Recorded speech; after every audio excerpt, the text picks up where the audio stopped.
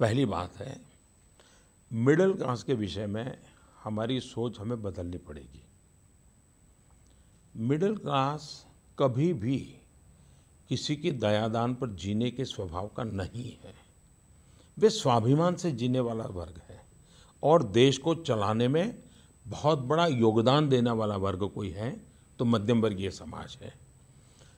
नीचे का तबका है, उसको कुछ मिलना चाहिए, इसकी पॉजिटिव सोच रखने वाला भी मिडिल क्लास का है। और इसलिए भारत में मिडिल क्लास की चिंता करना हम हमारा दायित्व समझते हैं।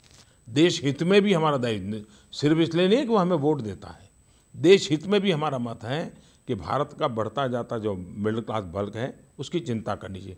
अब जैसे महंगाई आप 2013-14 से निकालिए, इन्फ्लेशन क्या था, फिर मैं कहता हूँ अखबारों के कतरन निकाल के देख लीजिए, आज क्या है जी।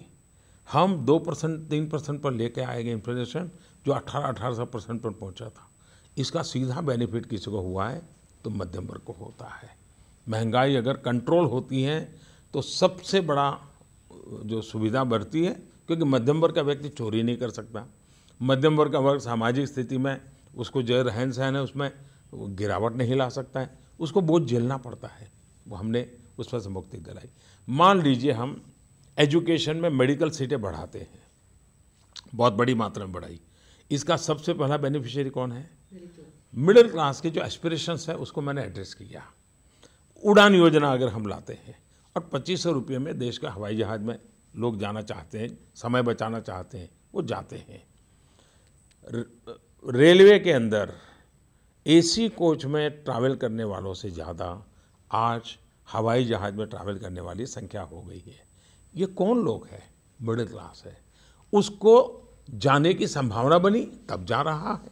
दूसरा, मिडिल क्लास के एस्पिरेशंस के वाले काम कैसे हो, जैसे ये आयुष्मान भारत योजना, लगता तो ऐसा है कि वो गरीबों को 5 लाख रुपए तक की बीमारी में मदद कर रहा है, लेकिन इसके कारण इतनी बड़ी संख्या में देश में अस्पताल बनेंगे, इसके कारण देश के अंदर इतनी बड़ी मात्रा में अस्पताल में लोगों की ज़रूरत पड़ेगी। ये सारे मिडिल क्लास के लोग होंगे। मिडिल क्लास के लिए मुद्रा योजना, अब मुद्रा योजना के अंदर करीब 15 करोड़ लोन स्वीकृत होना, इतना बड़ा काम है। इसका सबसे बड़ा बेनिफिशियरी कोई है तो मिडिल क्लास का व्यक्ति है।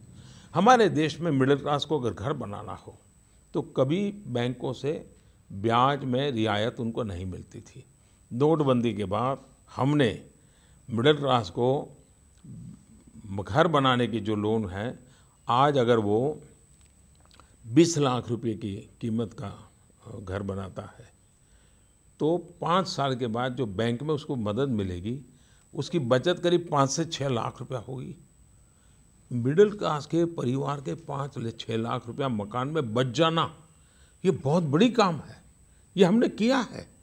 उसी प्रकार से मिडिल क्लास के लोगों को आर्थिक विकास के लिए स्टार्टअप की दुनिया, आज पूरा स्टार्टअप एक प्रकार से मिडिल क्लास ड्राइव कर रहा है। स्टार्टअप को प्रमोट करने के लिए जो हमने योजना बनाई है, जिसका परिणाम है कि आज दुनिया में हम तीसरे चौथे नंबर पर, दूसरे तीसरे नंबर पे हम पहुंच गए हैं स्टार्टअप इकोसिस्टम से। इसका लाभ भी जो एस्पिरेशनल यूथ है मिडिल क्लास का, वो हिम्मत का साथ उसका फ़ायदा उठा रहा है। फिर छोटी छोटी सीधी बातें, जैसे एलईडी बल्ब, मिडिल क्लास के परिवार में अगर 10 लट्टू लगे हैं बिजली के, तो आज उसका 500, 700, 1000 रुपया बिजली का बिल कम हो गया, उसको बेनिफिट हुआ है। इनकम टैक्स में जो मदद मिली है उसको बेनिफिट हुआ है। पेंशनर जो कभी 13-14 हज़ार रुपया उसका पैसा का देना पड़ता था, वो आज उसको 2-2.5 हज़ार रुपये देना पड़ रहा है।